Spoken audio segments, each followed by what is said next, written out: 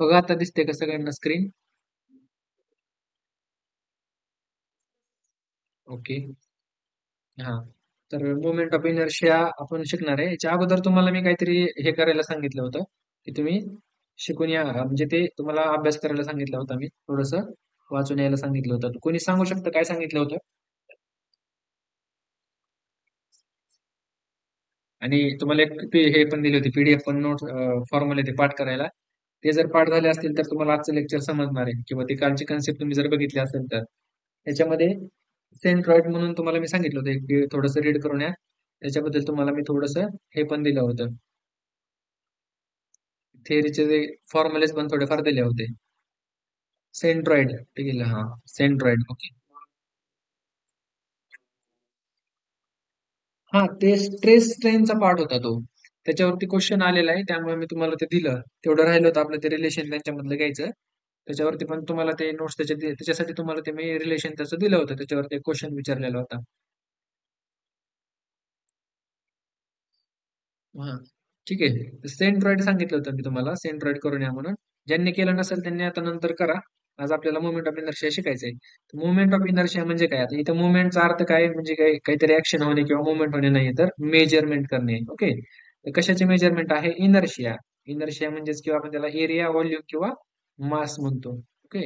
Area, volume किंवा मास. याच्यामध्ये आपल्याला काय करायचं आहे? मुवमेंट ऑफ इनर्शिया म्हणजे काय, सिंपल लँग्वेज मध्ये, की आपल्याला जे काही एरिया आहे एखाद्या पर्टिक्युलर ऑब्जेक्टचा, पर्टिक्युलर एरिया किंवा त्याचा व्हॉल्यूम किंवा त्याचा मास, त्याचा आपल्याला मेजर करायचा आहे. तो अबाउट एखाद्या ऍक्सिस सोबत. ओके. हा, ही खालीच एक्झाम्पल मध्ये बघा, ही एक डायग्राम आहे. याच्यामध्ये तुम्हाला काय दिलेलं आहे इथे? हा एक त्याचा एरिया घेतलेला आहे, छोटा रेक्टँगल. आणि याचं काय करायचं आहे आपल्याला? For example area. आपल्याला याचा एरियाचं काय करायचंय? मोमेंट ऑफ इनर्शिया कॅल्क्युलेट करायचंय about x and Y axis. Okay. तर याला काय म्हणतो आपण? हे जे आपण कॅल्क्युलेट करतोय अबाउट हे ऍक्सिस आणि हा एक्स ऍक्सिस, तर त्याला आपण म्हणतो मुवमेंट ऑफ इनर्शिया. तर तुम्ही बघा आता इथं बघा, हा जो आहे फर्स्ट मुवमेंट ऑफ इनर्शिया, जे की सेंट्रॉइड म्हणतो आपण त्याला. याचा इनर्शिया एकदाच काढायचा आहे. ओके. आता याच्यामध्ये याचे खूप मोठे मोठे काय आहेत, डिस्क्रिप्शन मध्ये आहेत. आता आपल्याला इम्पॉर्टंट काय आहे ते मी शिकवतो तुम्हाला. मास मुवमेंट ऑफ इनर्शिया जास्त काही इम्पॉर्टंट नाही आपल्याला. आपल्याला आपल्या इंजिनिअरिंग साठी area, area movement of inertia हा महत्वाचा आहे.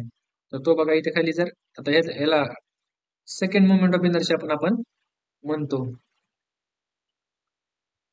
It is defined as the sum of second moment of inertia individual sections about an axis. आता इथे बघा, याचा प्रत्येक ह्याचा जो एरिया आहे, डेफिनेशन काय सांगते आपल्याला, की sum of second moment of area. तर हा जो एरिया, याचा आपण ज्यावेळेस फर्स्ट मुवमेंट काढणार आहे त्यावेळेस काहीतरी याचं न्यूमरिकली कॅल्क्युलेशन येतं. मी पूर्ण डिटेल मध्ये कॅल्क्युलेशन दिलेलं नाहीये, तुला कामाचं दिलंय फक्त. बघा, हा जो एरिया आहे त्या एरियाचं काहीतरी डिस्टन्स आहे. आता आपल्याला समजा याचा moment of inertia about x axis काढायचा आहे, म्हणजे हा एक्स ऍक्सिस आहे. ह्या एक्स ऍक्सिसचा बसन आणि हा एरिया याच्यामधला आपल्याला मोमेंट ऑफ इनर्शिया काढायचा आहे. तर तो काय असणार मग? ह्या एक्स ऍक्सिस पासून ह्या एरियाचं डिस्टन्स आपल्याला कुठे दिसणार? वाय ऍक्सिस वरती, म्हणजे हे डिस्टन्स. ओके. आणि एरिया आपण ए ने डिनोट केलाय, म्हणजे काय येणार? हे एरिया इंटू सेकंड मुवमेंट घ्यायचा आहे आपल्याला. आपण आतापर्यंत कुठला घेतला? ह्याच्या सेंट्रॉइड मध्ये तुम्ही बघितलं तर फर्स्ट मुवमेंट घेतात आपण. आता याच्यामध्ये आपल्याला आय एक्स आहे, हा आय एक्स एक्स म्हणू आपण त्याला, जो की अबाउट याचा आपण मुवमेंट ऑफ इनर्शिया करतोय अबाउट एक्स ऍक्सिस. तो आहे एरिया इंटू हे जे काही डिस्टन्स असेल ते काय, आपण फॉर एक्झाम्पल आता इथे वाय दिलेले आहे, वाय ने आपण डिनोट करूया. वाय सेकंड टाइम घेतोय, फर्स्ट टाइम घेतलं तर आपण ए वायच येणार, आणि सेकंड टाइम ज्यावेळेस घेणार त्यावेळेस ए वाय स्क्वेअर होणार, म्हणजे हा हा वायचं डिस्टन्स जे आहे आपल्याला दोन वेळेस घ्यायला लागणार. त्यामुळे याचा फॉर्म्युला काय तयार होणार मग? ते दिलं बघा, I x x is equal to A y square. Okay. हा अबाउट एक्स एक्सिस झाला. आणि हा दुसरा जो आहे तो वाय एक्सिस साठी कसा असणार मग? सेम असणार. त्याच्यामध्ये काय असणार? याच्या जे डिस्टन्स दिसतंय, आता ह्या वाय ऍक्सिसच्या अराउंड आपल्याला काढायचं आहे. तर आपण काय करणार त्याला? त्याचं वायच्या ऍक्सिस पासून डिस्टन्स मोजायचं. तर ते कशाने मोजतोय आपण? ते आपल्याला एक्स एक्स ऍक्सिस वरती दिसणार, म्हणून ह्याला आपण एक्स डिस्टन्स कन्सिडर केलेलं आहे.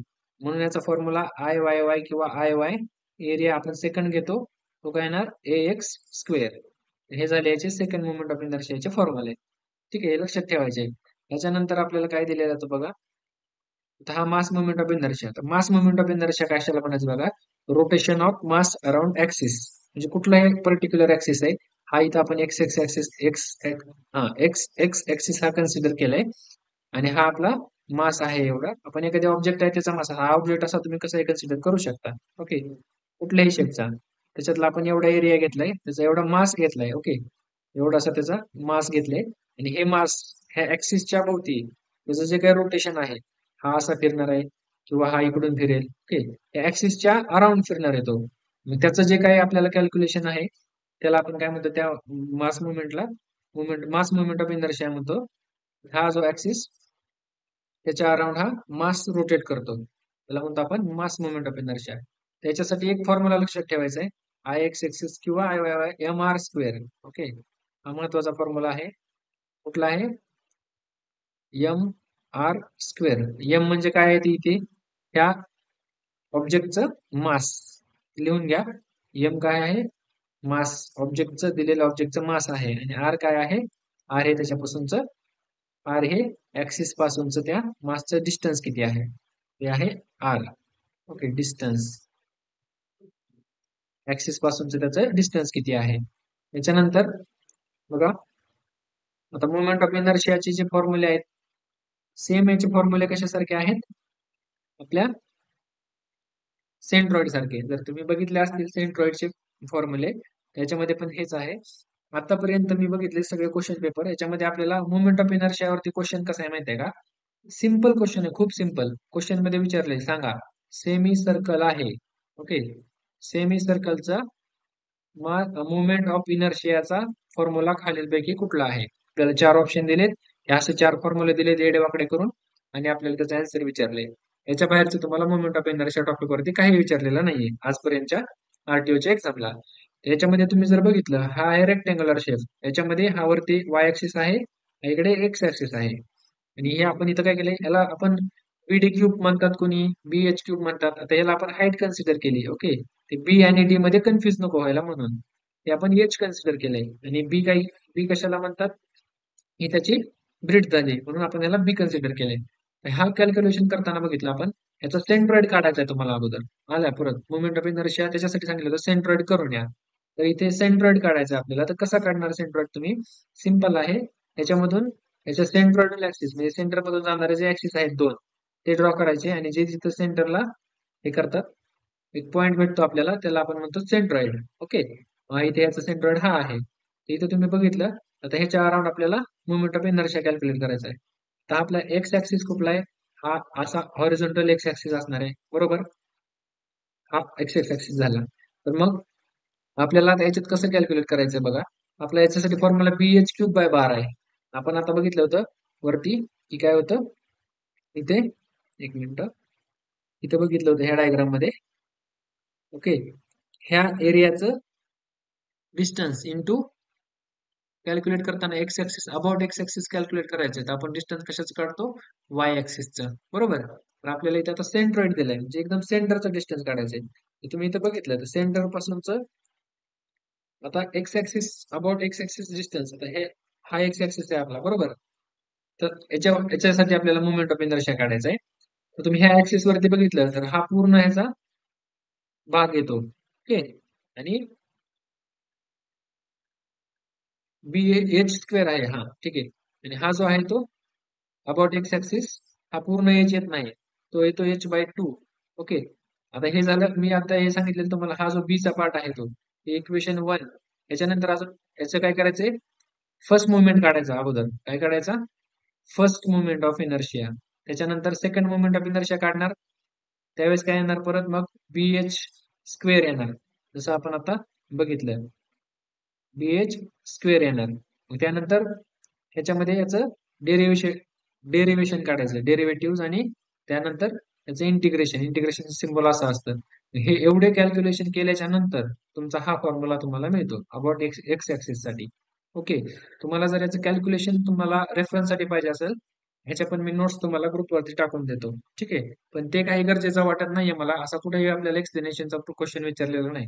त्यामुळं मग इथं तुम्हाला काय करायचंय, हे फॉर्म्युले सगळ्यांना पाठ करायचे, फॉर्म्युले लक्षात ठेवायचे. ओके. आता रेक्टँग्युलर सेक्शन साठी जर बघितलं आपलं तर काय फॉर्म्युला आहे? BH cube upon 12. Okay, BH cube upon 12 I x x साठी आणि आय वाय साठी एच बी क्यूब बाय 12 आहे. ओके, तर का असं आता मग? आता हा आपला एक्स ऍक्सिस हॉरिझॉन्टल असतो. मग असे पण आपण बघितलं, आपल्याला जर एक्स ऍक्सिस साठी काढायचं असेल डिस्टन्स, तर आपण त्याचं वाय डिस्टन्स मोजतो त्या ऑब्जेक्ट पासून किती आहे एक्स ऍक्सिस पर्यंत. म्हणून याच्यामध्ये आता वाय डिस्टन्स कुठे आहे? मग याच्यात काय आपण डिनोट केलंय? एच सिम्बॉलने डिनोट केलंय. बरोबर. ज्यावेळेस आपण हे वरती जे मी सांगितलं तुम्हाला आता की आपल्याला एवढं एवढं कॅल्क्युलेशन करायला लागतात, तर या कॅल्क्युलेशन मध्ये फर्स्ट सेकंड मुवमेंट ज्यावेळेस काढतो आपण, तर याचं पॉवर जी आहे ती फक्त ह्याच्यामध्ये एच ची वाढत जाते. कारण आपण डिस्टन्स काढतोय कसं? ही हाईट इथे आहे ना आपली, हा अबाउट आपला एक्स ऍक्सिस आहे. आपण वाय ऍक्सिस वरची जी काही पॅरामीटर्स आहेत त्याच्यासोबत कॅल्क्युलेशन करतो. मग हा काय आलेला आहे? म्हणून ह्याच्यामध्ये अबाउट एक्स असेल तर हा वाय ऍक्सिस वरती जो आपला पॅरामीटर आहे त्याचं पॉवर वाढत जाते, म्हणजे तो एच रेस टू 3 किंवा एच क्यूब आपण त्याला म्हणतो. त्यानंतर सेम वाईस वर्सा जर आपल्याकडे वाय ऍक्सिस साठी असेल तर एच बी क्यूब बाय 12 होणार, कारण आपला हा वाय ऍक्सिस आहे, इथं एखादा ऑब्जेक्ट आहे, तर आपल्याला त्याचा डिस्टन्स मोजायचं असेल तर आपण एक्स ऍक्सिस वरचा मोजतो. हा आपला एक्स ऍक्सिस आहे ना, बरोबर. इथे 1 2 3 4 असं आहे, 1 2 3 4. मग वाय ऍक्सिस साठी ऑब्जेक्टचं डिस्टन्स किती आहे? फॉर एक्झाम्पल हे इथं आहे तर 4 आहे. म्हणजे असं आपण कॅल्क्युलेट करतो. ज्यावेळेस आपण वाय अबाउट वाय ऍक्सिस काढतो त्यावेळेस आपल्याला इथे मग एक्स ऍक्सिस वरचे पॅरामीटर्स कन्सिडर करायला लागतात. नंतर त्याचं डेरिव्हेटिव्ह इंटिग्रेशन करत गेल्यानंतर त्याची पॉवर जास्त येते. म्हणून हा फॉर्म्युला असा आहे. मग समजलं आता? तर आय एक्स कसा काढायचा आणि आय वाय ह्याचे तुम्हाला मी प्रॉपर जे कॅल्क्युलेशन्स आहेत ते देतो, आणि जर तुम्हाला ते कॅल्क्युलेशन एक्सप्लेन करून पाहिजे असतील, आपण ते एक्स्ट्रा लेक्चर मध्ये घेऊया. जर तुम्हाला पाहिजे असेल तसं सांगा. पण त्याची काही गरज नाहीये, फक्त फॉर्म्युला आता लक्षात ठेवा. तर हा झाला रेक्टँग्युलर शेपसाठी बी एच क्यूब बाय 12 आणि I Y H B cube by 12. त्यानंतर हा आहे राईट अँगल ट्रँगल, याच्यासाठी आहे I X is equal to B H cube upon 36 आणि आय वाय आहे H B cube upon 36. Same आहे, फक्त ह्याच्यामध्ये ट्रँगल असल्यामुळं 36 डिवायडेड बाय मध्ये आलंय, ते कॅल्क्युलेशन नुसार आलेलं आहे. परत एकदा, त्यानंतर सर्कल आहे, ते सर्कल साठी काय सेम असतात. सर्कलला तुम्ही जर बघितलं तर सगळ्या साईड त्याच्या सेंटर पासून सेम आहे. म्हणून आय एक्स एक्स हा इज इक्वल टू असतो आय वायच्या. तो किती आहे मग? हे हे लक्षात ठेवा, 0.049 डी स्क्वेअर डेरियस टू 4 आहे. इथे आता बघा व्यवस्थित काय इथे डेरियस टू 4 वरती काय होतं? एच पी क्यूब होतं. आता सर्कल आलाय तर इथे डेरियस टू 4 झालाय. हे लक्षात ठेवा, महत्वाचं आहे. आता याच्यामध्ये तुम्ही आता एक्झामला विचारताना हे असं विचारलेलं आहे. तुम्ही आता प्रत्येक भरपूर पुस्तकांमध्ये याच्यात काय केलेलं आहे असं दिलेलं आहे. इथे बघा पाय बाय 64 आहे आणि आर रेस टू 4. याला जर कॅल्क्युलेट केलं तुम्ही तर तेच किती येते? 0.055 येते आर रेस टू 4. तर क्वेश्चन आता ह्याच्यावरती एक आलेला क्वेश्चन बघा, 2017 आय थिंक आलेला आहे, 17 का 13 आलेला आहे. याच्यावरती क्वेश्चन काय क्वेश्चन होता की याचा सिंपल फॉर्म्युला होता की क्वेश्चन विचारला होता तसं मी वरती तुम्हाला सांगितलंय सेमी सर्कलचं. व्हॉट इज द क्वार्टर सर्कलचा ह्याचा फॉर्म्युला काय आहे?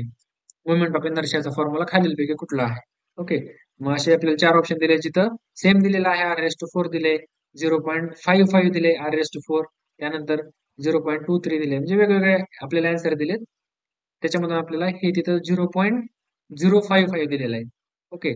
जर मी तुम्हाला फक्त मग आता हेच सांगितलं असतं की pi by 64 R S to 4 हेच पाठ करा, तर नाही. आता याचं मी सर्कलचं इथे लिहिलेलं नाही, हे तुम्ही शोधून याचं सर्कलचं सेमी सर्कलचं आणि अजून एक असेल खाली तेच आहे. ओके. तर ह्याचे फॉर्म्युले जे आहेत ते तुम्ही हे पाय बाय मध्ये कन्वर्ट करून नोट डाऊन करून घ्या. कारण आतापर्यंत 2 क्वेश्चन विचारले होते सेम, जे असे पॉईंट मध्येच ऑप्शन आहेत त्याचे आणि पॉईंट मध्येच आन्सर आहेत. त्यामुळे मी इथं पॉईंटला म्हणजे प्रेफरन्स दिलेला आहे. तर इथं बघा, तर मग हा काय सेमी सर्कल साठी आय एक्सेस आणि आय वाय वाय हा सेम आहे 0.055 आर रेस टू 4. त्यालाच आपण पाय बाय मध्ये कन्वर्ट केलं तर pi by 64 R race to 4. त्याच्यानंतर सेमी सर्कल आहे, सेमी सर्कल साठी पण आय एक्स. हा बोला. हा, तुम्हाला हे हँड रिटन नोट्सची पीडीएफ पाठवतो ना मी ग्रुपला. हा, हे देतो म्हणजे हा ठीक आहे ना, तुम्ही नोट डाऊन करत नाही ना आता, काही इश्यू नाही, पाठवतो मी नोट्स. हा, ते एकदा हे समजून घ्या फॉर्म्युलेस. ओके. आपल्याला याच्यावरती न्यूमरिकल पण सोडायचे आहेत. मी तुम्हाला फॉर्म्युले पण सांगेल त्यावेळेस ज्यावेळेस सॉल्व्ह करायचे. आता सेमी सर्कल मध्ये पण वेगवेगळे टाईप आहेत. ज्यावेळेस सेमी सर्कल असा असेल म्हणजे हॉरिझॉन्टली असेल त्यावेळेस हा फॉर्म्युला काय असणार, आय एक्स असणार 0.11 r⁴ आणि आय वाय असणार 0.392 r⁴. पण जर आपला व्हर्टिकल असेल इकडे बघा, तर हा व्हर्टिकल असेल आपला सेमी सर्कल, याच्यामध्ये फक्त हा आय वाय काय होणार इकडे येणार आणि हा आय एक्स इकडे जाणार. म्हणजे ह्याची जी काही व्हॅल्यू असेल ती आय एक्स असणार 0.392 आणि याच्यामध्ये असणार 0.11. असं का असणार, कारण याचं जर सेंटर तुम्ही वरती बघा 5 नंबरचा हा सेंटर, हा एक्स ऍक्सिस साठीचा डिस्टन्स कुठून मोजणार आपण, वाय ऍक्सिस वरून. Okay, for example Y axis वरून इथं त्याचं आर डिस्टन्स आहे. ओके, आणि इथं जर तुम्ही बघितलं तर हा एक्स ऍक्सिस आहे आणि त्याचं आपण ज्यावेळेस x axis about x axis calculate करणार त्याचा डिस्टन्स आपण ह्या वाय पासून काउंट करणार. आपण समजा इथेच जर याला वाय रेफरन्स कन्सिडर केला तर हे डिस्टन्स बघा, हे डिस्टन्स जे की इथलं हे डिस्टन्स आहे हे कुठं आहे, वाय ऍक्सिस वरती हे जे डिस्टन्स आहे तेच आपण जर हा सर्कल जर याला व्हर्टिकल केला तर हे डिस्टन्स एक्स ऍक्सिस वरती येतं. बरोबर, त्यामुळे त्याचा ऍक्सिस वर डिस्टन्स सेम राहणार आहे, सेमी सर्कलचा डिस्टन्स चेंज नाही होणार फॉर्म्युल्यामध्ये, त्यामुळे चेंज नाही होणार. फक्त याची डायरेक्शन रोटेट झाली त्यामुळे हे डिस्टन्स जे आहे ते असं व्हर्टिकलचं हॉरिझॉन्टल होणार. आणि इकडं एक्स ऍक्सिस अबाउट काढताना इकडे जे हॉरिझॉन्टल आहे डिस्टन्स हे वायचं, ते इकडे हे व्हर्टिकल होणार. ओके, हा डिफरन्स आहे म्हणून हे फॉर्म्युले जे आहेत ते असे क्रॉस आलेले आहेत. म्हणजे आय वायचा फॉर्म्युला इकडे आय एक्स मध्ये आलेला आहे, इकडे आय एक्सचा आय वाय मध्ये. हे समजलं का आता?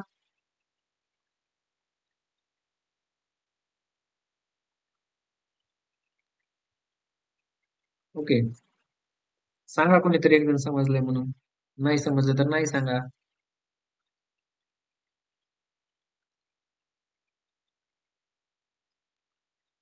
आवाज येतोय का माझा?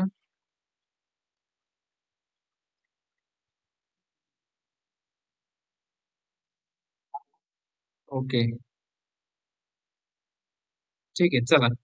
इथे बघा, म्यूट करा सुशील कांबळे, तुमच्या गाडीचा आवाज येतोय, आवाज बंद करा जरा. ओके ओके, चला. इथे बघा आता, तर हे कॅल्क्युलेशन ऑलरेडी करून ठेवलंय मी. याच्यात तर तुम्ही बघितलं रेक्टँग्युलर शेप आहे, त्याचा आपला फॉर्म्युला माहिती आहे काय, बीएच क्यूब आपण 12 आय एक्स एक्स साठी. तर इथे काय आपलं बीएच क्यूब बी किती दिले, 10 दिले. त्यानंतर एम एम मध्ये दिलेलं आहे, त्यानंतर हे 4 mm आहे त्याचं, बी 4 mm आहे आणि हाईट किती आहे, 6 mm आहे. बी एच क्यूब आपण 12 म्हणजे 4 × 10⁻³ याच्यात फक्त व्हॅल्यू पुट करायच्या डिवायडेड बाय 12 याचं कॅल्क्युलेशन करायचं बस. 4 × 10 चा क्यूब काय असतो, 1000 बरोबर. त्याला डिवायडेड बाय 12 केलं की आपण हे कॅल्क्युलेशन केलं तुम्ही तर 333.33 mm⁻⁴ येते. आता इथे न्यूटन युनिट चुकायला नको इथे. आता इथे mm⁻⁴ आलेलं आहे बरं का, हे व्यवस्थित बघा. आणि आपला फॉर्म्युला काय आहे, बी एच क्यूब आहे. ओके, तर हे कसं आलं इथे कन्फ्युज नका हो, कारण तुम्हाला ऑप्शन मध्ये जर आन्सर असेल हे, ओके, त्यानंतर फक्त इथे mm⁻⁴ असेल आणि mm⁻³ असेल असं पण देऊ शकतात कन्फ्युज होण्यासाठी. ओके, तर mm⁻⁴ येतं, हे कसं येतं बघा. आता इथे जर आपण बघितलं बी इंटू एच क्यूब आहे, बी इंटू एच क्यूब आहे. ओके, मग बीचं पण युनिट काय आहे इथं बघितलं तर आपण 4 mm आहे. म्हणजे मग युनिटचं कॅल्क्युलेशन कसं होणार, mm⁻⁴ बरोबर. हाईट आपण 3 टाइम्स घेतोय मल्टिप्लिकेशन मध्ये, म्हणून इथं पण हाईटचं युनिट जे आहे ते आपण रेस टू 3 पॉवर त्याचे आपण 3 घेतले आणि प्लस हे एक इंटू आहे म्हणजे हे किती झालं, mm⁻⁴.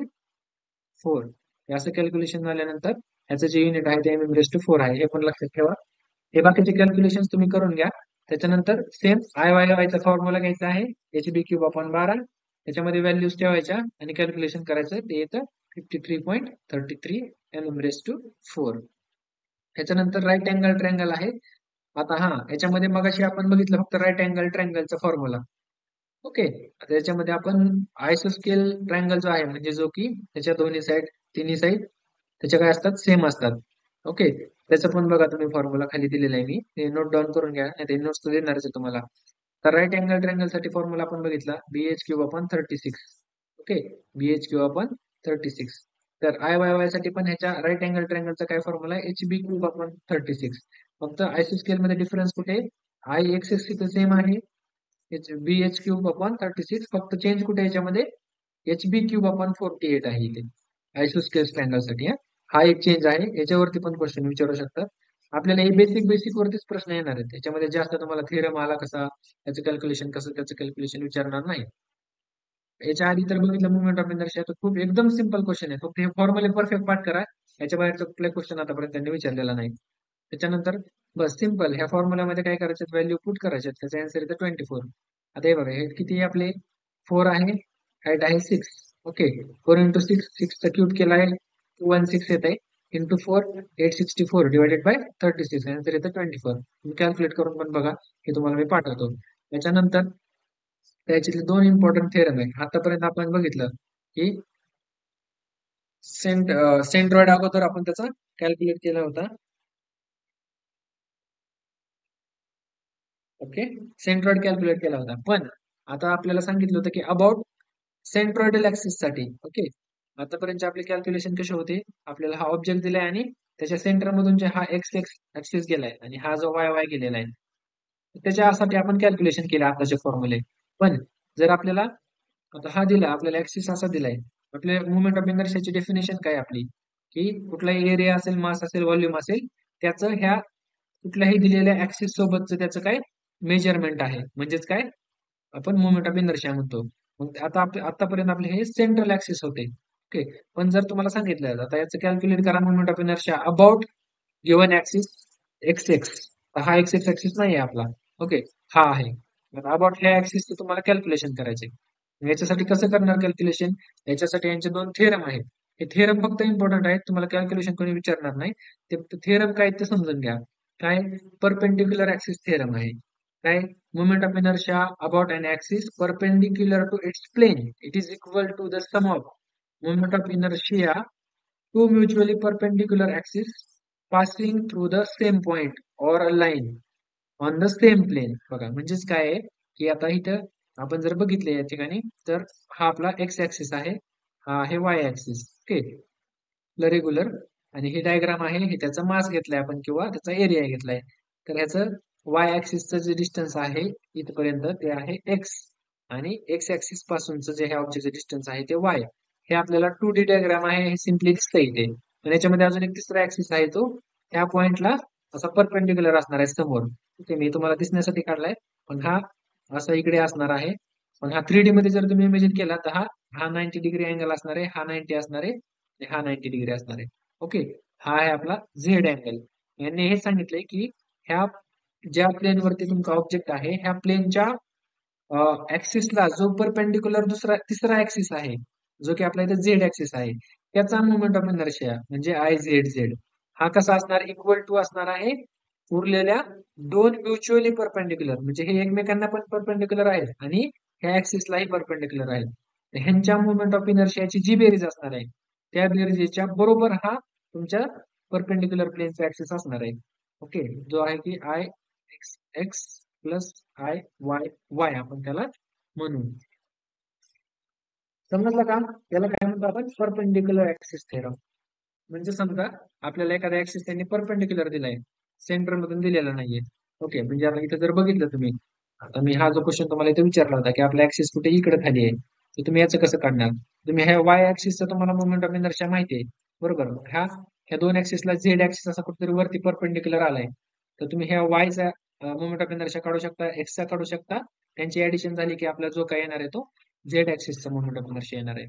त्याच्यासाठी हे पॅरलल थेरम किंवा परपेंडिक्युलर ऍक्सिस थेरम इम्पॉर्टंट आहे. हा झाला परपेंडिक्युलर ऍक्सिस थेरम.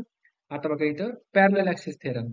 आता पॅरलल ऍक्सिस थेरम कशाला म्हणायचं, moment of inertia about any axis in the plane of area is equal to the sum of moment of inertia about parallel centroidal axis and product of square of distance between them. म्हणजेच काय, जे आता इथे बघा हा ए आणि बी नावाचा जो बाहेरचा ऍक्सिस आहे, आता आपल्याला ह्या अबाउट ह्या ऍक्सिसच्या अबाउट ह्या ऑब्जेक्टचा आपल्याला मुवमेंट ऑफ इनर्शिया काढायचा आहे. तर कसं काढणार, तर आपल्याला ह्याच्यातून जो सेंट्रॉइडल ऍक्सिस आहे, जो ह्या ऍक्सिसला पॅरलल आहे, ह्या ऍक्सिसचा मुवमेंट ऑफ इनर्शिया, म्हणजे आता ह्या आपल्याला काय काढायचंय, मुवमेंट ऑफ इनर्शिया आपण जे की आय ने लोकेट करतो, डिनोट करतो, तो moment of inertia about A B axis is equal to moment of inertia about centroidal axis. म्हणजेच इथे कुठला सेंट्रॉइडल कशाला म्हणतो आपण, जो सेंटर मधून गेलेला ऍक्सिस आहे त्याला. Moment of inertia about centroidal axis जो की एक्स एक्स आहे, plus distance plus the area म्हणजे एरिया ऑफ दिस ऑब्जेक्ट, म्हणजे product of area of the object into product म्हणजेच काय मल्टिप्लिकेशन असतं एरियाचं आणि कशाचं मल्टिप्लिकेशन सांगितलं त्यांनी, product of square of distance between them, ह्या दोन्ही ऍक्सिसच्या मधलं जे काही डिस्टन्स आहे जे आपल्या इथं डी ने डिनोट केलेलं आहे त्याचा स्क्वेअर, असं त्यांनी सांगितलंय. हा काय झाला आपला पॅरलल ऍक्सिस थेरम.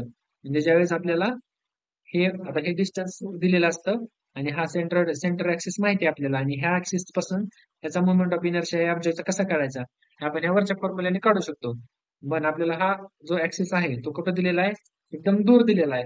याच्यावरून काढण्यासाठी काय करायचं, मग पॅरलल ऍक्सिस थेरम यूज करायचा. तो काय म्हणतो पॅरलल ऍक्सिस थेरम, जर तुम्हाला ह्या बाहेरच्या ऍक्सिस सोबत ह्याचा मोमेंट ऑफ इनर्शिया काढायचा दिलेला ऑब्जेक्टचा, तर तुम्ही कसा काढू शकता, हा इक्वल टू असणार आहे म्हणजेच ह्या एबीचा इनर्शिया अबाउट ह्या एबी ऍक्सिसचा इनर्शिया हा सेंट्रॉइडल ऍक्सिस म्हणजे ह्याच्या सेंटर मधून गेलेल्या ऍक्सिसचा इनर्शिया प्लस ह्या ऑब्जेक्टचा एरिया इंटू ह्या दोन ऍक्सिस मधला डिस्टन्सचा स्क्वेअर, म्हणजे काय झालं पॅरलल ऍक्सिस थेरम. क्लिअर आहे का,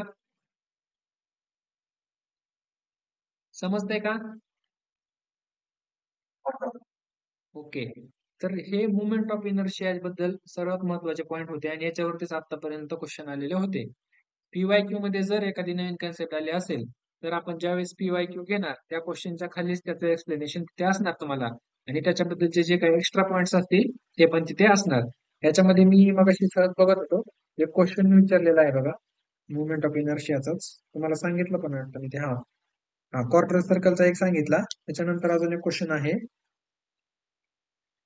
मोअर सर्कल वरती क्वेश्चन आहे, मोअर सर्कल पण आपल्याला करायचं आहे.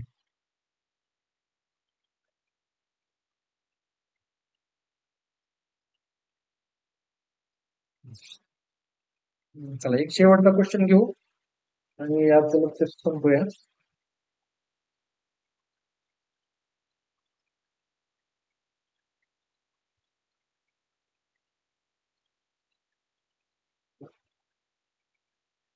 चला हा क्वेश्चन मी ग्रुपवरती टाकतो, तुम्ही सॉल्व्ह करायचा आहे. ओके, आताच्या दिलेल्या फॉर्म्युल्यानुसार.